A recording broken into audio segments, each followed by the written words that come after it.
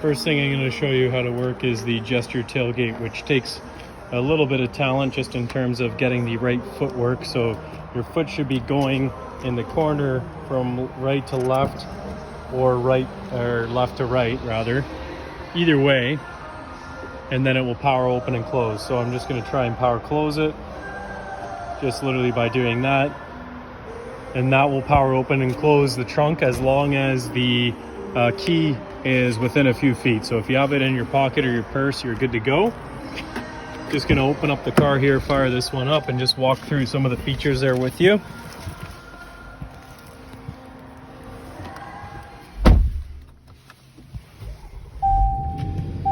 So this car is a pretty similar spec to the vehicle that you have.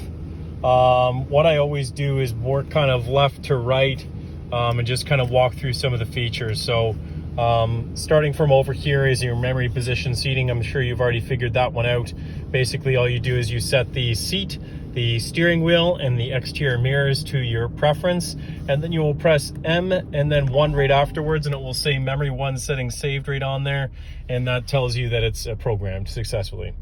On the top of the door here, this is a child door lock function, so when that's illuminated in orange, it'll disengage the use of the rear windows and the rear doors from the inside.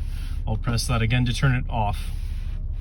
This is another way to lower down the suspension of the vehicle to what's called access mode. That will lower down the vehicle by 2 inches. So if I tap this, now the car is moving down, and all the doors have to be closed for this to be activated as well. This will power fold the mirrors. So if I press that again, it will go back out.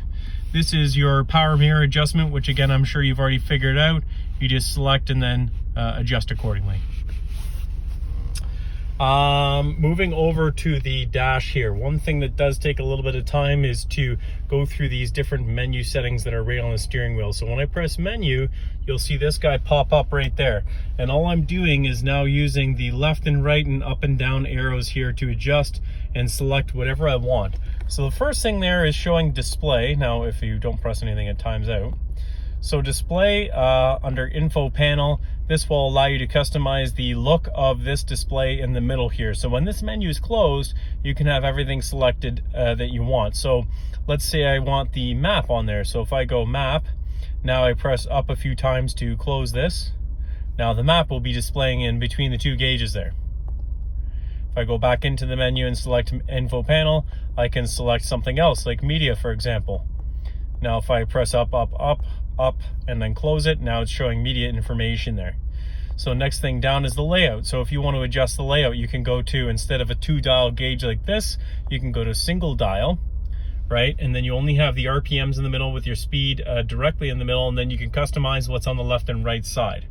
Most people do like the traditional 2-dial view, just like so. But you can fiddle around with that. You can even make it a full map if you wish. I'm going to press left to go back 1 menu, and then you can change the units. So this would be things like your speedometer, your trip, your tire pressure, your temperature, Celsius and Fahrenheit, and whatever. Off-road information is for the navigation. So if you're a true off-roader, you can get a little bit more detail on the map there, just in terms of off-roading, you know, roads that maybe are dirt roads and not paved and whatnot. And then the language, of course. So I'm going to go back up to the top of the menu there. And the next one over is for the vehicle settings. So first thing there is showing security features. Whoops. So security features, audible lock warning. So if this is checked off like it is right now, when you go to lock the vehicle, if the hood or the trunk is partially latched, or even one of the doors, it'll make a double honk sound. You'll hear it. It'll be like dun dun. Whenever you hear that, just know that something is wrong. Something's not fully latched, so try to close the door again, or maybe you've left a key inside the car or something like this.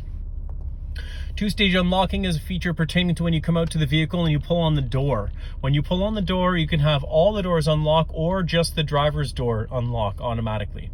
So right now it's selected for 2-stage, which means that it will just be the driver's door first, and then subsequently after the rest of the doors if you select it. Drive-away locking, once you drive away, you can have a set speed for the vehicle to lock all the doors. So right now it's set for 8 kilometers an hour. I'm going to go back 1 menu, left again. So exterior lighting, that's just headlight delay. So when you shut off the car, you can program a certain amount of time that the headlights stay on. I'm just pressing left here to go back a menu right here. And then at the bottom is convenience features. So reverse dip mirror is engaged right now. So that just means that when your car is put in reverse, the mirrors will dip downward and you can see a little bit more appropriately where the parking lines are. So if you're a reverse parker, it's kind of handy. And window global open and global close. Those are off right now, but if you do turn them on, what will happen is on the key fob itself, if you press and hold the unlock button for 5 seconds, that'll put down all the windows to the vehicle. You'll have to continuously hold it for that feature to work. And then conversely, if you press and hold the lock button, that'll put up all the windows to the vehicle there as well. So those are off right now, but you can check them off if you wish. Down here, access height, auto access height. So this makes it so that when you put the car in park, it will automatically go into the auto access mode, which means that it will automatically lower down the vehicle by 2 inches. So it just negates the option of pressing this button to lower it down manually, but it does it automatically after, or this guy right here, as I already showed you. And then wiper settings, if you go into that, you can have winter wiper park, and you can also have the auto wipe. So winter wiper park will leave your wipers propped up on the windshield in the event that you're parking your car and there's heavy snowfall, and you can remove them off the windshield if you wish.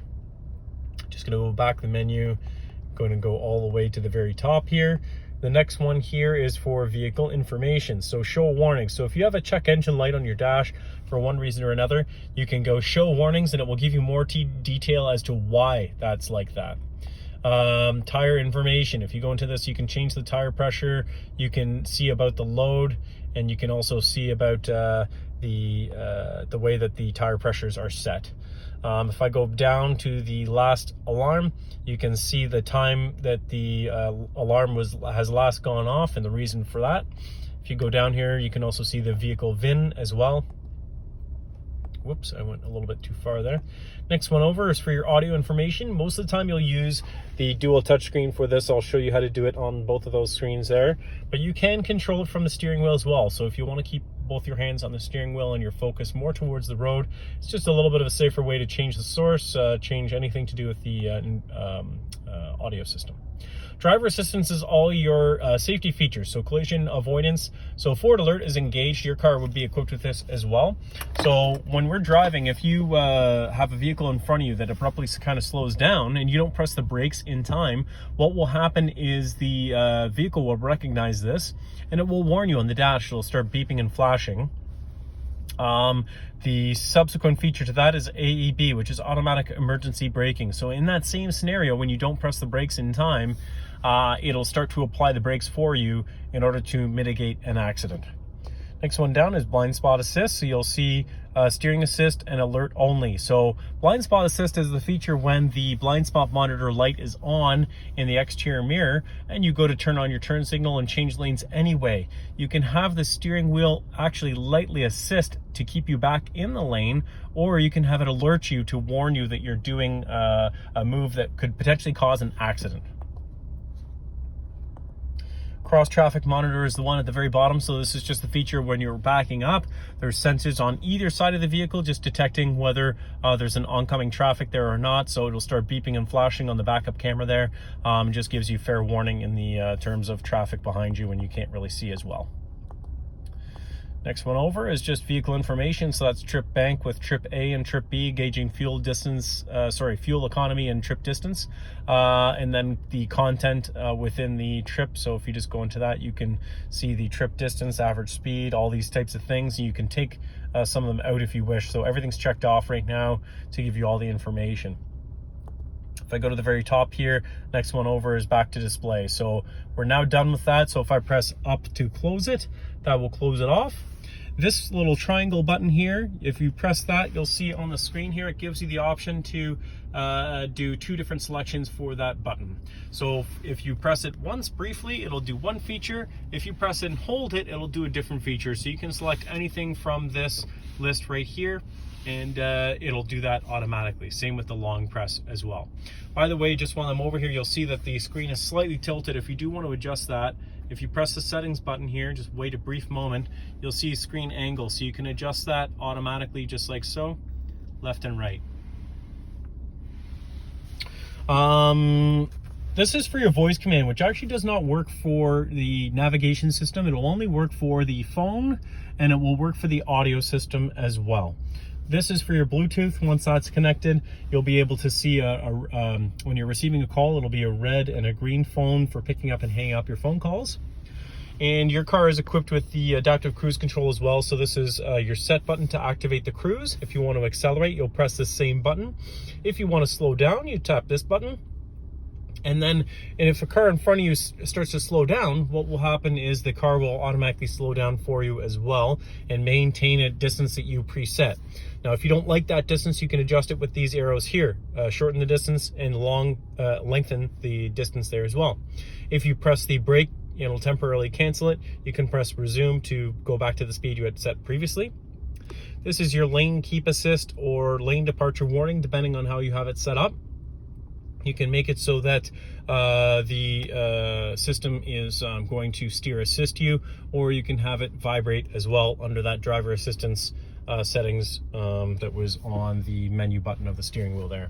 So I'll turn that off. And then this is a speed limiter function. So if I tap this, now I press set. If I keep continuously press set, you'll see this little thing that pops up on the dash here. Where is it? There we go. So as I'm pressing that, now it will go on, and now you can preset a speed that the vehicle does not exceed. So some people like that, just in terms of not getting too carried away with going over the speed limit. This is your heated steering wheel function. Wipers are very easy. If you tap it down once, it just does one single wipe of the front windshield. If you click it up once, it goes into the automatic rain sensing wipers. You can change the sensitivity of those sensors there as well, minimum and maximum, just like so. This is for your rear wiper, intermittent and on. Okay, I'll put it back down into the off position. If you want to spray the front windshield, you'll pull it towards you. If you want to spray the rear, you'll press this button at the end right here. Okay. So moving over to the touchscreen here, if I go into navigation, this is super easy to use. You'll see on the left side here, it gives you the option to see nearby fuel stations. This is turn on your commute, so it can recognize your drive, and when you get up in the morning and you go to drive to work, it can warn you of any potential traffic and can give you an ETA of when you will arrive to your destination. If you want to put in a destination, you just press these 6 boxes right here, and then you press on search. And when I go into this, you can actually just type out the address right here, but I actually prefer to press this little guy right here. And when I press that, that goes into this screen, and this screen will allow it to auto-populate what you're typing in. So city is first, so I'll start typing Oakville, and see how it fills it in right here. I press search, and I'll select it from the list right there. Just makes it a little bit quicker. And then if I start typing the name of the street, it'll just fill it in, and you select it from the list there as well. Just makes it a little quicker, right? So I'll just go through and finish this one off and just show you an example of putting in a destination. I'll press show place details. This one doesn't have the internet set up yet. And so when I go into this, you can just press, if you like the route that's selected there, you can just go back and you can press start. And then as soon as you meet up with the road, it gives you all the turn-by-turn directions. It shows you the estimated time of arrival, the distance, and the time of arrival as well. To cancel it, you just press the 6 boxes, press stop guidance right there. Press home, that'll bring us back to this main screen here. For the audio system, all of the vehicles are all equipped with Apple CarPlay and Android Auto, and all you literally do with that is set up the you just have to have the white Apple iPod cord, plug it into the center armrest right here, and it will automatically launch it, and it will ask you if you want to permanently have that happen every time that you plug in your phone. Your source, your band for AM and FM, your favorites are right here, and your find there as well. If I select find, this will just give us the opportunity to see all the strongest radio frequencies around us, and you can select it from the list just to make it a little bit quicker. The only other thing that I wanted to show you there was the favorites. So if you want to add a favorite to your favorite list, you just press on the little star, and that'll add it to your favorite list just like so. To take it off, you just press the star again, and it will go to a hollow star, and then you're good to go. It's taking it off. If I press home, that'll bring us back here to connect to your phone. you'll see my phone has already been previously connected to this screen. So if I tap this guy right here, it's going to connect me in a brief moment. Well, actually, I think my